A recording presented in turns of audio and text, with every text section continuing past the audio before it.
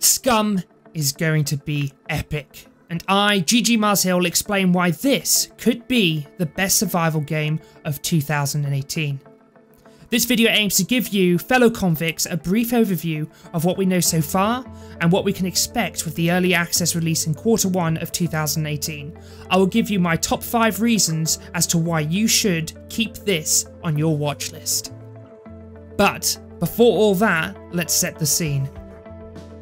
SCUM is set in a world in the not too distant future where the prison population is outgrowing prison compounds and powerful corporations have capitalised on this through televised blood sports. Initially hosted in Alcatraz, the stage has moved to the island of Bagna de Cayenne. A one-way ticket for those in death row, inmates are airdropped in and left to fend for themselves, to accrue fame through longevity and brutality, or to merely die and feed the unquenchable thirst of millions of spectators who desire nothing more than garish entertainment to distract them from their impoverished lives. Right, now let's get to the nitty-gritty. Down to the top 5 reasons I think you should keep your eye on this game. Number 1, character customization.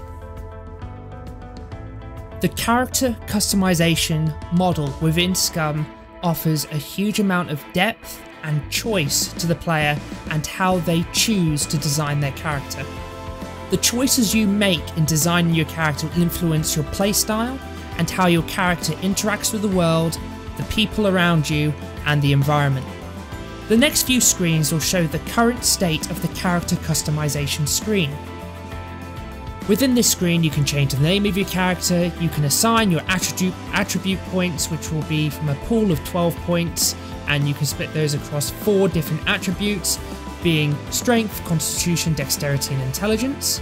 You can then assign your character's skills, of which I'll go into more depth in a later video.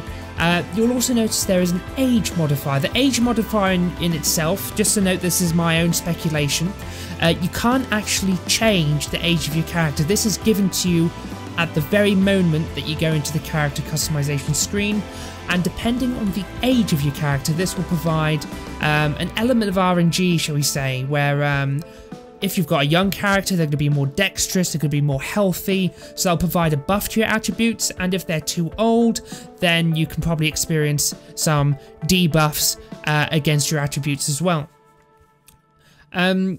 You can furthermore change the physical appearance of your character through head type, body tattoo, gender, head tattoo, and skin color.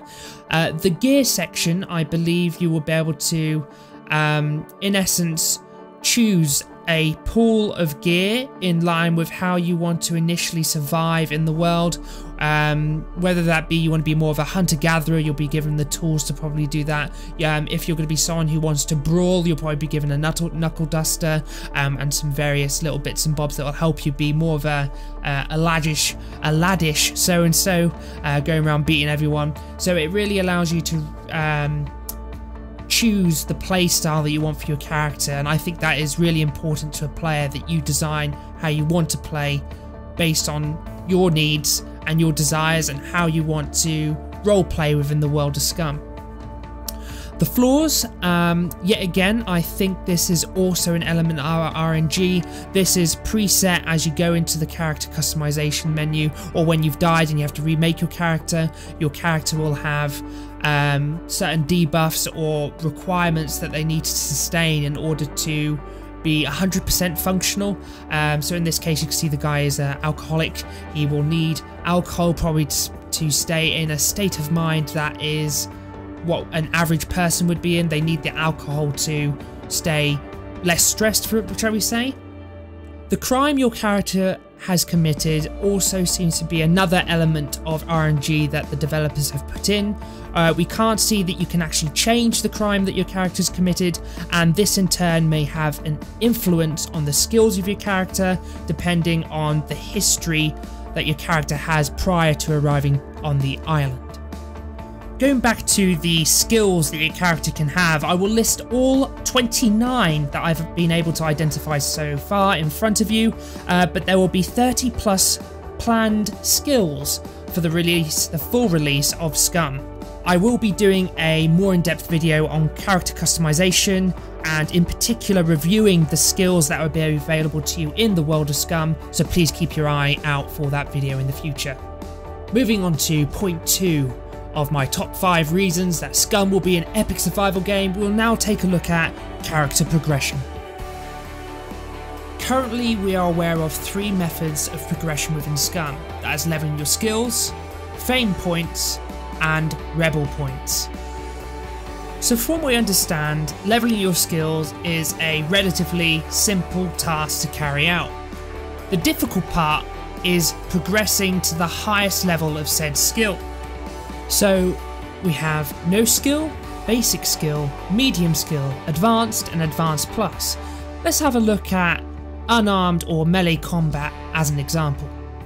So if you want to be the guy who's really good with his fists, or really good at wielding a baseball bat, you need to be using the skills which are associated with those types of actions. So if you go around and simply just use your baseball bat to knock over and kill some bunnies, you're not really going to progress that skill very far. But if you try your bet at taking on a bear, for example, I'm very sure if you succeed at the very least, you will progress that skill at a much faster rate.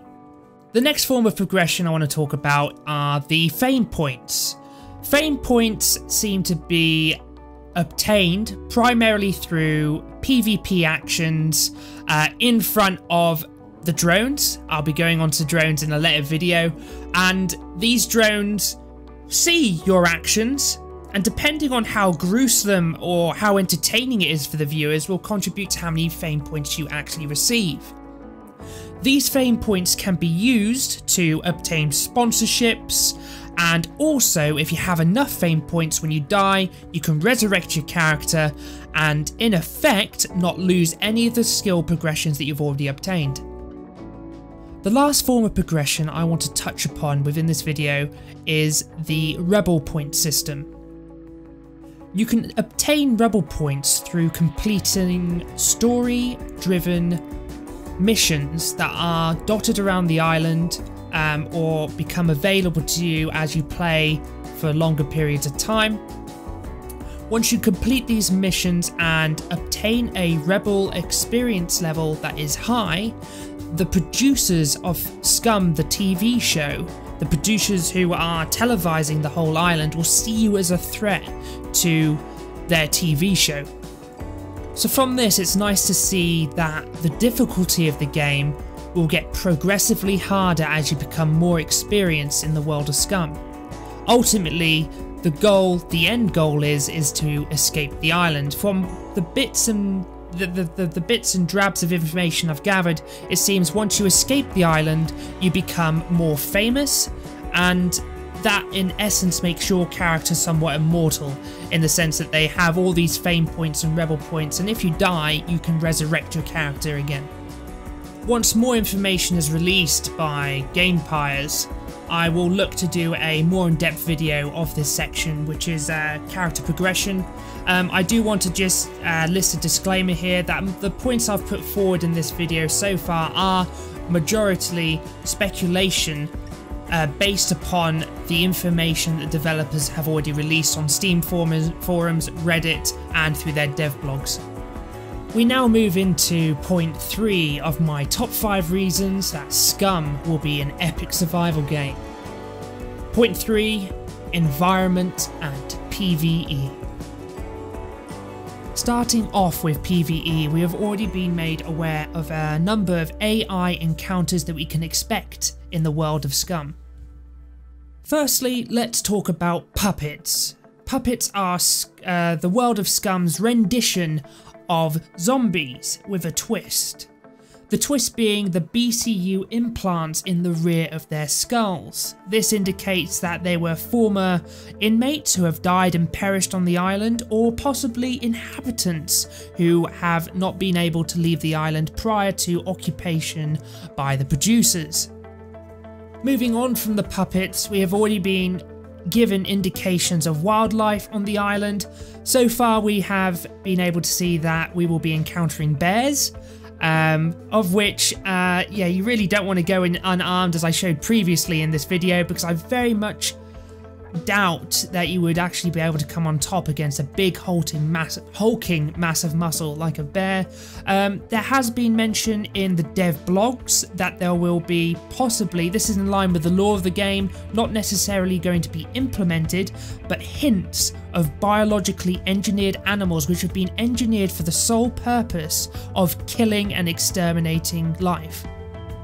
Further to this, there will be more humanoid AI encounters. These encounters will be through taking on special ops squads, which I have hinted to previously, where when you accumulate a large amount of rebel points, the producers see you as a threat on the island and they send in the squads to exterminate you. There will also be hunters. Hunters are explained in the lore as potential fans of the show, or adrenaline junkies who just want to go in onto the island and exterminate and kill as many inmates as they can as a blood sport, it's a sporting activity for them. With all these various AI encounters, I have speculated and I am led to believe through the lore of the game that there may be some form of AI game master or AI director. When I say AI director, think of the AI director from Left 4 Dead. Depending on certain variables, you'll have certain obstacles thrown at you, and I think this as a mechanic in the game would be really interesting and would add a lot of dynamics to the actual gameplay. The environment of SCUM can prove very unforgiving. You can get wet. And I mean that in the most literal form and sense of the word. You can get wet from swimming in the ocean or in rivers. You can get wet from thunderstorms and the rain just pouring down on you. And you really need to think about how you're going to traverse the environment with this in mind. Are you going to venture out into the wilderness with merely just a woolly coat on, which doesn't serve as much water resistance?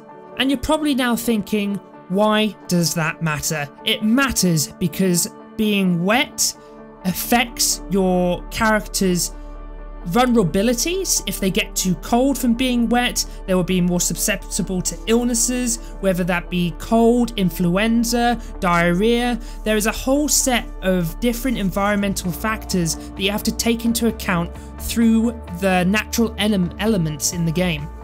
Natural disasters have also been mentioned as an upcoming feature within the world of SCUM. We have been informed of forest fires, storms, tsunamis. It is an island after all, so there is a lot of potential for a lot of big waves coming over, but whether that could be implemented easily, that's an entirely different question. And also potential of earthquakes. Yet again, none of these have been fully confirmed, but natural disasters as a feature has been.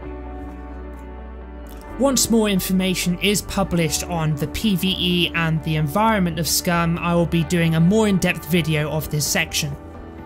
Point 4 of my top 5 reasons why I think SCUM will be an epic survival game is the third-person perspective. This feature has been well debated both over Reddit, the Steam forums, and within the community Discord and the official Discord. The obvious reasons being that the third-person perspective gives far more advantages than compared to the first-person perspective. One example being that if you're next to a wall, if you look at your feet, from the third-person perspective you should be able to see the other side and potentially see the enemy or any obstacles that may be in your way if you were to turn the corner. The reason I have listed this in my top 5 reasons is because the developers have managed to nullify the advantages of the third-person perspective. Other characters, players, NPCs will only render if seen in the first-person perspective. If you can't see behind an obstacle in the first-person perspective, it will not render in the third-person perspective.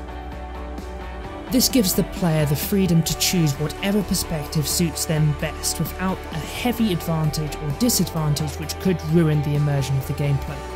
And now onto my last, but certainly not least reason as to why SCUM will be epic. Point 5, crafting and building/fortifying.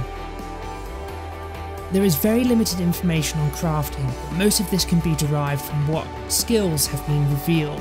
Crafting will be a prominent feature in the world of SCUM, helping you survive and outwit your enemies.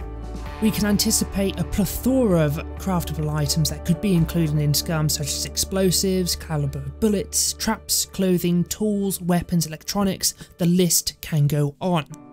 Crafting falls hand in hand with the building/fortifying mechanic.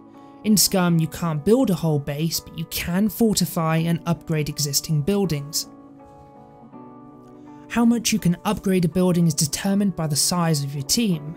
So far we know that this feature will allow the construction of workshops, med bays and storage facilities. I would like to note that this feature for fortifying buildings and upgrading them is probably not planned until after early access, but we can always cross our fingers and hope that in early access there will be some form of building fortifications and inner room upgradability. So this concludes my top 5 reasons why I think SCUM is going to be an epic survival game.